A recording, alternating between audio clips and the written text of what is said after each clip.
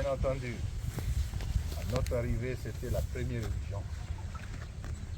Donner l'eau dans la ville, l'électricité, et le travail s'est bien passé au point que nous avons encore des difficultés parce que si l'eau, on a moins de problèmes, mais il y a encore des problèmes en ce qui concerne l'électricité. À 64-70%, nous n'avons pas encore rétabli l'électricité juste parce que la ligne de l'ESNEL, nous prenons à Goma l'électricité qui part de Bukavu.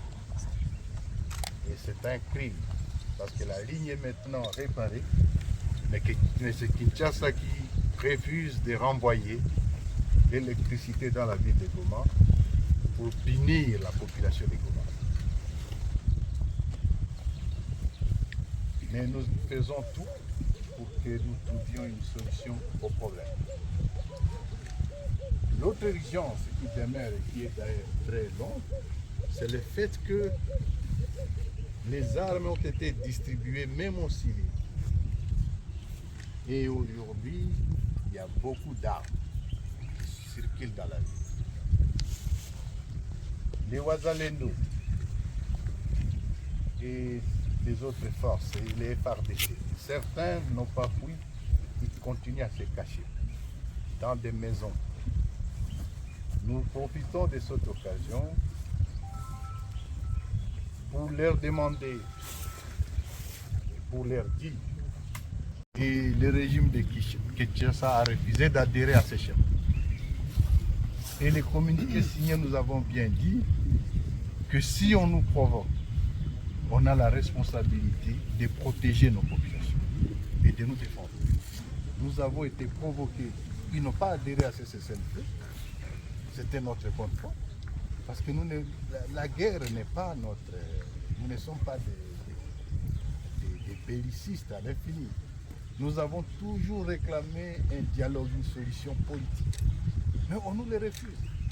Et quand on nous tue, quand on nous attaque, quand on détruit l'environnement, nous nous défendons. Ce que nous avons fait hier, c'est qu'on nous a attaqués et nos forces se sont défendues.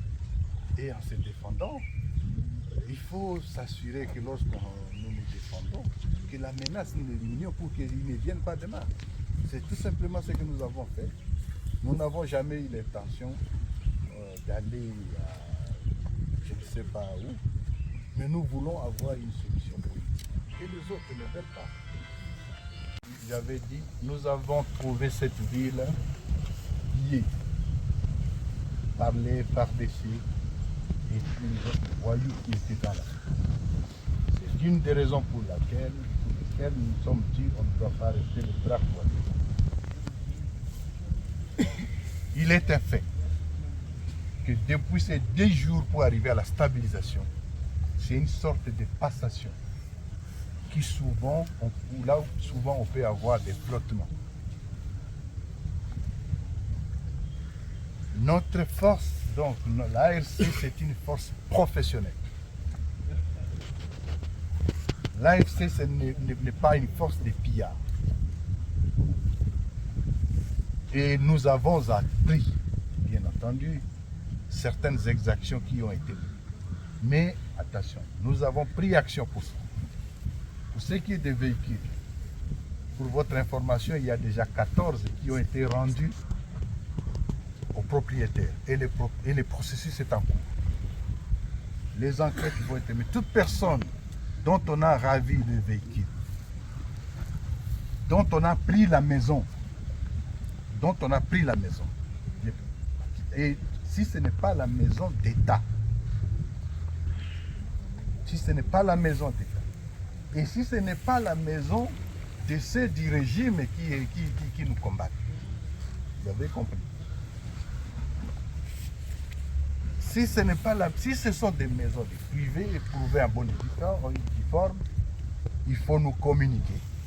Cette maison doit revenir au propriétaire.